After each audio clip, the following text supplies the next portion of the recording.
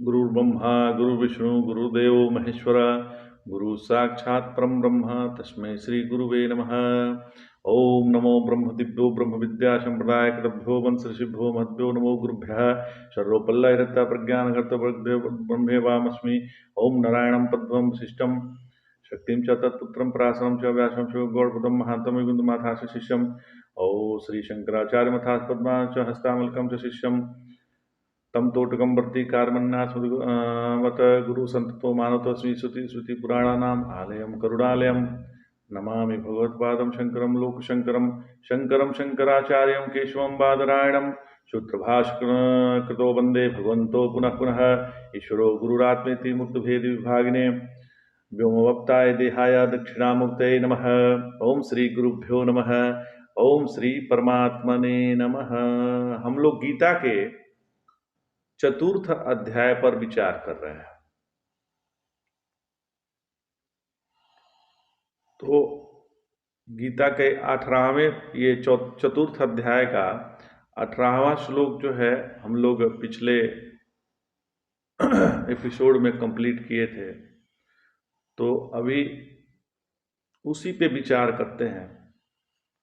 भगवान ने कहा कि कर्मण्य कर्मयः पश्येद कर्मणि च कर्मयः स बुद्धिमान मनुष्येषु स युक्त कृष्ण कर्म कृत।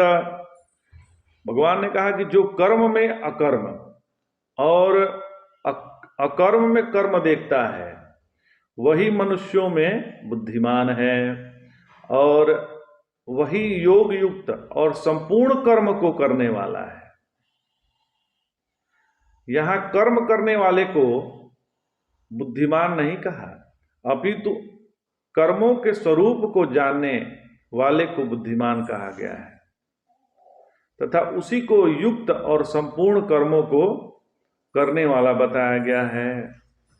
इसलिए यहां तत्ववेता के लिए कर्म करने का विधान नहीं है, क्योंकि वास्तव में तो कर्म की सत्ता ही नहीं है। वास्तव में तो कर्म की कोई सत्ता ही नहीं है। यही जानना ही कर्मों के स्वरूपों को जानना है। कर्मकांडियों का कथन है कि जो संध्योपासन इत्यादि जो कर्म है, श्रोत या स्मार्त, नित्य कर्म या कराए जाते हैं, उनका अपना कोई नवीन फल नहीं होता।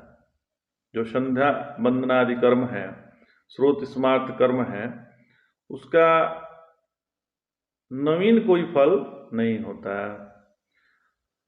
उनसे केवल प्रत्यवायों की निवृत्ति ही होती है।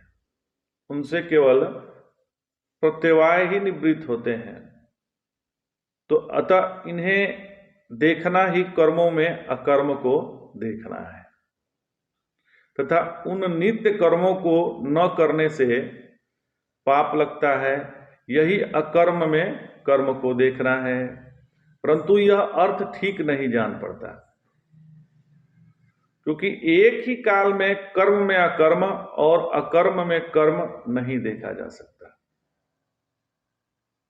भाई कर्म तो हो ही रहा है, संध्या वंदनादि कर्म जो श्रोत स्मार्त कर्म है वो तो हो ही रहा है। तो एक ही काल में कर्म भी हो अकर्म भी हो, यह संभव नहीं है। वे कहते हैं कि चंद्रमा को हम स्थिर देखते हैं, परंतु वह चलता है। तो कर्म में अकर्म देखना है यह। और नाव चलती है तो तटवर्ती जो वृक्ष चलते नजर आते हैं, तो यह भी अकर्म में कर्म देखना है। किंतु यह अर्थ भी समीचीन नहीं है, क्योंकि जो ऐसा देखता है उसे तो बुद्धिमान युक्त और सर्वकर्मकृत कहा गया है। ये लक्षण उसमें नहीं घट सकते। ये तो सबको दिखाई देता है। यह दोनों अर्थ केवल कर्मकांडियों के हैं। बोध दृष्टि से इसका तात्पर्य यह है कि जो कर्म और अकर्म को क्रिया मात्र देखता हुआ उन्हें सर्वाधिष्ठान आत्मा में अध्यस्त देखता है, वही मनुष्यों में बुद्धिमान योग युक्त है। और संपूर्ण कर्मों को करने वाला तथा अन्वय दृष्टि से वही क्रियावान है, वही निष्क्रिय है, वही क्रिया है और वही सब कुछ है। जो ऐसा देखता है वही बुद्धिमान, सिद्ध और संपूर्ण कर्मों को करने वाला है। तो अथवा एक तरह से और समझा जाए तो अकर्म मतलब निष्क्रिय आत्मा में कर्मों को अध्यस्त देखना, मतलब हम कोई भी कर्म कर रहे हैं लेकिन आत्मा में वह कर्म है ही नहीं, वह केवल अध्यस्त है। जैसे रस्सी में सर्प अध्यस्त हो जाता है तो लगता है रस्सी ही सर्प जान पड़ती है, वैसे ही परमात्मा में यह कर्म अध्यस्त है, कर्म है नहीं, बस वो लगता है कि कर्म है, वो परमात्मा में अध्यस्त है। तो अधिष्ठान दृष्टि से कर्मों में निष्क्रिय आत्मा को देखना यही कर्मों में अकर्म और अकर्म में कर्म देखना है।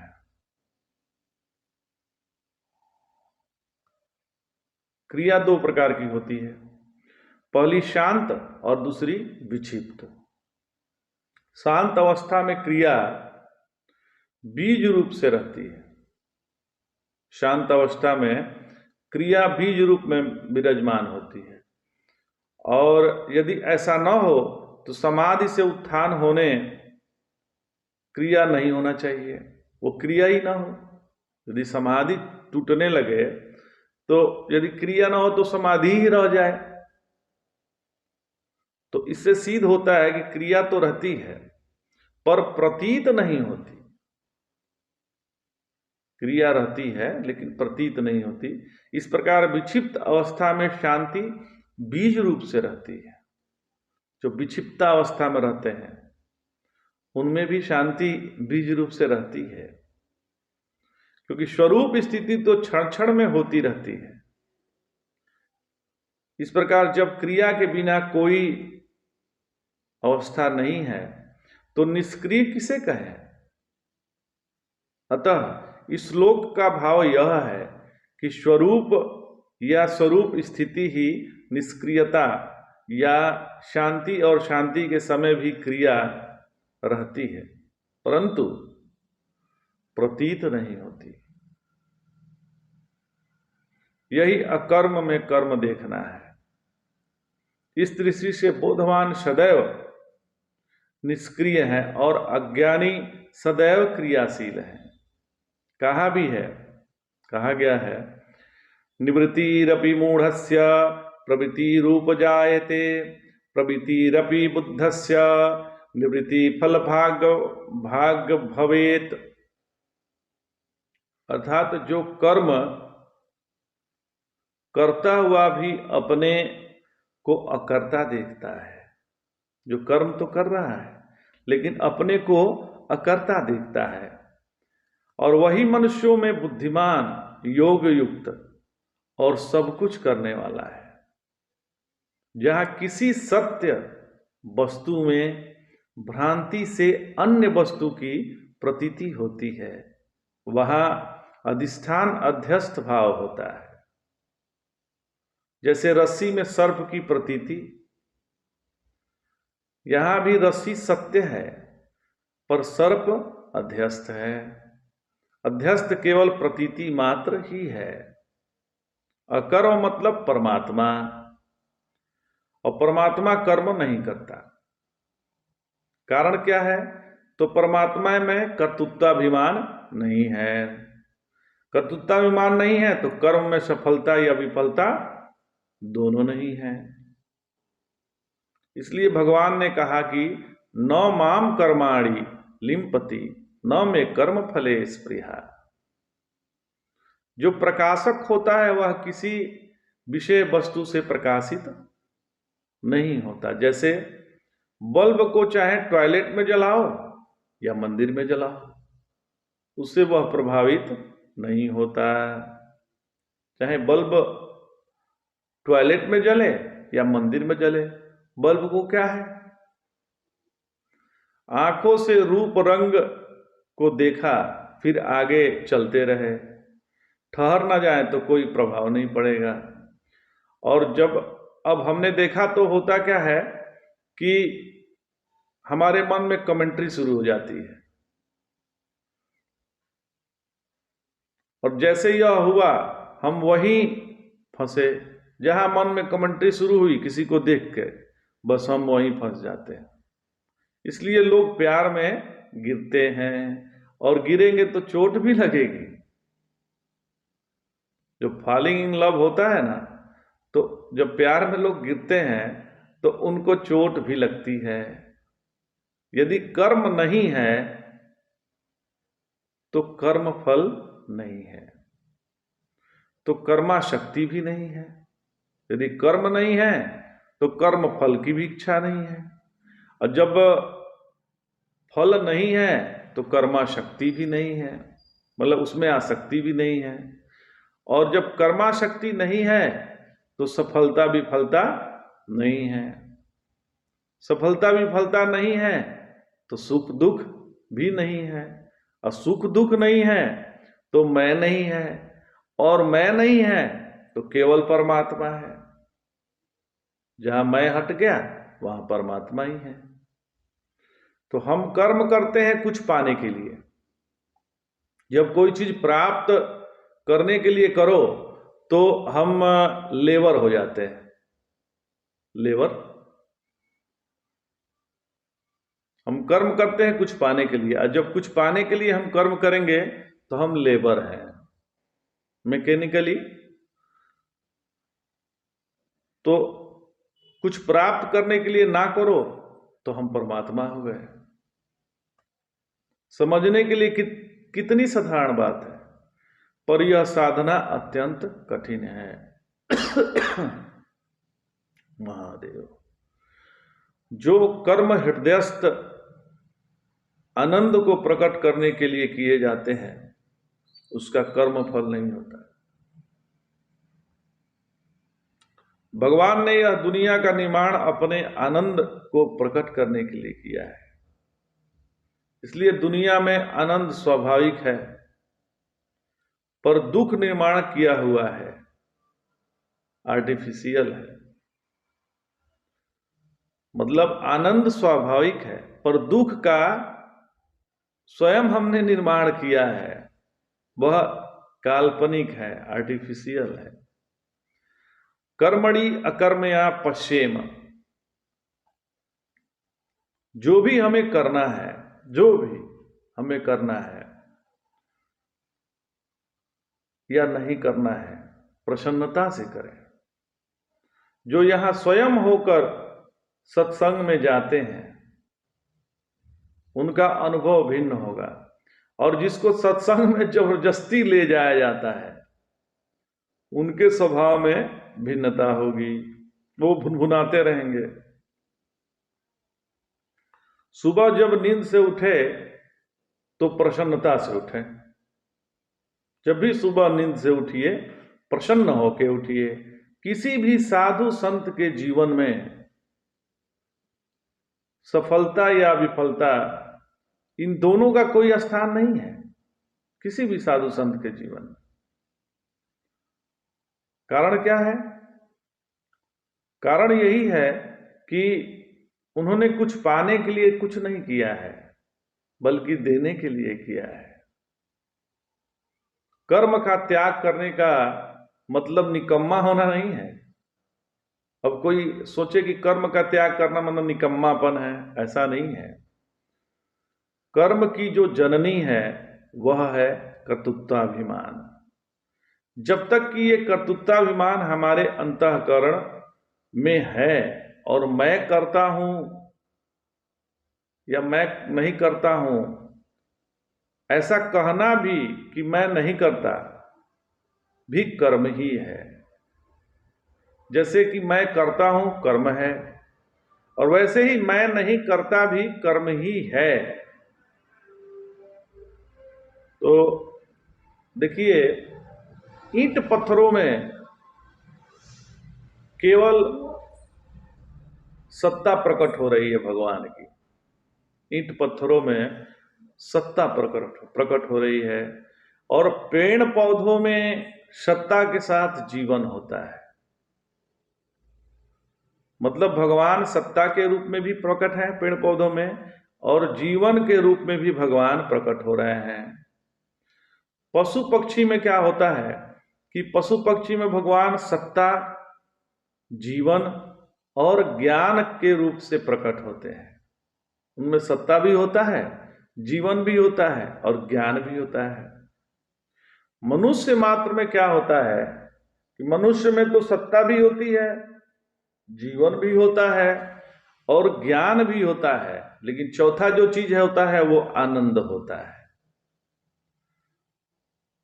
तो मनुष्य में आनंद भी प्रकट होता है। जिसके माध्यम से आनंद प्रकट नहीं होता वह मनुष्य नहीं है, वह तो पशु पक्षी मात्र है जो रोते रहते हैं। जिन्होंने केवल रोना सीखा है, जिसका मैं ज्यादा लगा हुआ है, वो तो पशु पक्षी ही है। अगले श्लोक में भगवान बतलाते हैं कि कर्म में अकर्म और अकर्म में कर्म देखने वाले पुरुष को की क्रिया किस प्रकार होती है। जो ऐसा देखता है उसकी क्रिया किस प्रकार होती है, वह अगले श्लोक में भगवान बता रहे हैं। क्या कह रहे हैं भगवान? यश सर्वे समारंभाः काम संकल्प वर्जिताः ज्ञानाग्नि दग्ध कर्माणम तमाहु पंडितम बुद्धाः। अर्थात जिसका संपूर्ण कार्य कामना और संकल्प से रहित होते हैं तथा ज्ञानाग्नि से समस्त कर्म दग्ध हो गए हैं, उसको बोधवान पुरुष पंडित कहते हैं। पंडित मतलब ये पंडित पूजा कराने वाले पंडित नहीं, तत्ववेता की बात हो रही है यहां पर। जिसका संपूर्ण कार्य यश सर्वे समारंभाः काम संकल्प वर्जिताः, जिसका संपूर्ण कार्य कामना और संकल्प से रहित होते हैं।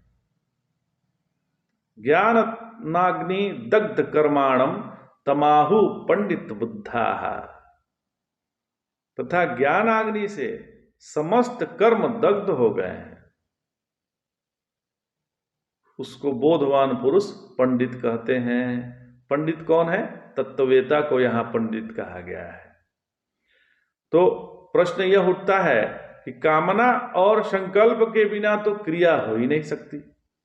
यदि कामना मन में न हो और संकल्प भी न हो तो कोई क्रिया हो ही नहीं सकती। फिर कर्म का आरंभ कैसे होगा? फिर कर्म का आरंभ ही कैसे होगा?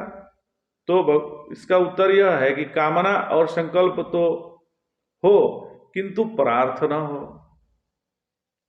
दूसरों के हित के लिए हो। मतलब जो भी कर्म हो वो दूसरे के हित के लिए हो, स्वार्थ या सुख के लिए न हो, अथवा ज्ञानाग्नि से दग्ध हो जाने के कारण उसे अपने में कोई कर्म दिखाई ही न दे, तो उसे संपूर्ण सृष्टि ब्रह्ममय ही दिखाई देती है। जो तत्ववेता है वो तो संपूर्ण सृष्टि को ब्रह्ममयी ही देखता है।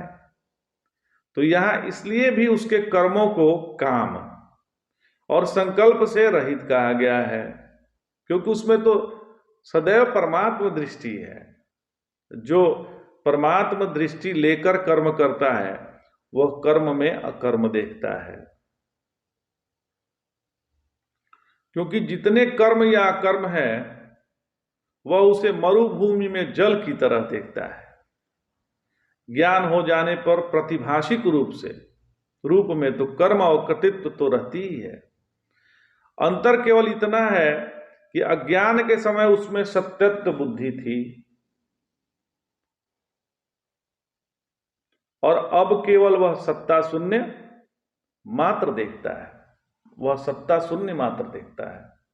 जिस प्रकार भुना हुआ चना पहले की तरह नहीं लगता है, परंतु उससे अंकुर नहीं निकल सकता। देखने से तो पहले जैसे लगता है, लेकिन अंतर थोड़ा हो जाता है और वो उसमें अंकुर की क्षमता खत्म हो जाती है। इस प्रकार बोधवान की क्रिया पहले की तरह होती है, देखने से पहले की तरह ही होती है, परंतु वे फल देने वाली नहीं होती। अब उसे कर्म करने की आवश्यकता नहीं होती, क्योंकि निष्काम कर्म का फल तो बोध है और वह हो चुका है। अब तो उनके लिए आत्मरति ही प्रधान है। उसके ज्ञान और उसके अज्ञान रूप प्रपंच की जड़ उखड़ जाती है। उन्हें विवेक हो जाता है कि प्रपंच कुछ नहीं है। जिसके जीवन के सभी क्रियाकलाप ना तो काम के द्वारा प्रेरित होते हैं और ना संकल्प के द्वारा प्रेरित होते हैं, वही बुद्धिमान है। कामना हृदय में आई, संकल्प लिया, कर्म में गए, फंस गए। कामना मन में आई, संकल्प लिया, फिर कर्म में लगे, फिर फंसे। तो जो जो करणीय है, जो जो करणीय है माने कर्तव्य कर रहे हैं, इसका मतलब हम किसी पर उपकार नहीं कर रहे हैं, केवल आनंद को प्रकट करने के लिए कर रहे हैं, क्योंकि हमारा यह कर्तव्य है इसलिए कर रहे हैं, तो इसमें हम फंसेंगे नहीं। तो ज्ञान के अग्नि में जलाना मतलब कर्म के साथ कर्तृत्वाभिमान है और इसको विवेक रूपी अग्नि से जला देना है। कर्तृत्वाभिमान नहीं होगा तो कर्म नहीं होगा, और कर्म नहीं होगा तो कर्म फल भी नहीं होगा। इस प्रकार तत्ववेत्ता के लक्षण बतलाकर अगले श्लोक में उसका स्वरूप बतलाते हैं। यह श्लोक उस पर चरितार्थ होता है जिसे गृहस्थ आश्रम में ही तत्व ज्ञान हो गया है, अर्थात जो प्रवृत्ति परायण है उनके लिए भगवान कहते हैं त्यक्त्वा कर्म फलासंगम नित्य तृप्तो निराश्रयः कर्मण्ये भी प्रवृत्तो अपि नैव कंचित करोति। जो कर्म के फलाशक्ति को त्याग कर नित्य तृप्त और निराश्रय है, वह संपूर्णतया काम करते हुए भी कुछ नहीं करता। वह नित्य तृप्त है, इसलिए उसकी कर्मों के फल में आसक्ति नहीं होती है और इसलिए वह किसी के आश्रित भी नहीं रहता है। अतः कर्मों को करते हुए भी अकर्ता ही है। यहां कर्म फलासंग का अर्थ यह है, यह भी हो सकता है कि वह कर्मों के फलस्वरूप देह से असंग है, उसे देहाभ्यास नहीं होता, तो वह नित्य आत्मा में रमण करने वाला है, उसे अंतः सुख प्राप्त है, इसलिए वह नित्य तृप्त और निराश्रय है। आश्रय दो को ही नहीं होता है, आश्रय दो को नहीं होता है, बोधवान को और नास्तिक को, और सभी को किसी न किसी का आश्रय होता है। बोधवान होने पर कर्ता भोक्ता नहीं होता और किसी प्रकार की इच्छा भी नहीं रहती है। बुद्धवान को बुद्धवान कर्ता भोक्ता नहीं होता है और किसी भी वस्तु की उन्हें इच्छा भी नहीं होती है। तो जिसको इच्छा होती है उसको आश्रय भी लेना पड़ता है, और इच्छा उसी को होती है जो कर्ता और भोक्ता है। इसलिए बुद्धवान संपूर्ण कार्यों में प्रवृत्त होता हुआ भी कुछ नहीं करता। वो जानता है कि हर कार्य परमात्मा में केवल अध्यस्त मात्र है। यदि ज्ञानवान संपूर्ण कर्म करते हुए भी अकर्ता है तो उसे अभ्यास करने से क्या लाभ है या क्या हानि है? ये प्रश्न है। तो उत्तर यह है कि ज्ञान केवल अज्ञान का विरोधी है, उससे केवल अज्ञान की ही निवृत्ति होती है। मनोनाश और वासना क्षय नहीं होते हैं। इसलिए ज्ञान हो जाने पर इसके लिए अभ्यास करें। एक और प्रश्न है, यदि ज्ञान से अज्ञान का नाश हो गया तो अज्ञान के कार्य मन और वासनाओं का भी नाश हो जाना चाहिए। तो उत्तर यह है कि नाश तो कारण के साथ कार्य का भी हो जाता है, परंतु प्रतीति मात्र रह जाती है। जैसे जागने पर स्वप्न का नाश हो जाता है, किंतु उसकी स्मृति बनी रहती है। वह कोई हानि तो नहीं करती, परंतु उसे भी क्यों रखा जाए, उसका भी अभाव हो जाए तो अच्छा है। प्रतीति का भी अभाव हो जाना चाहिए। देखिए, जब हम लोग सोते हैं, गहरी निद्रा में होते हैं, तो हम जागृत की सारी स्मृतियों को उसमें भूल जाते हैं। केवल परमात्मा मात्र रहता है।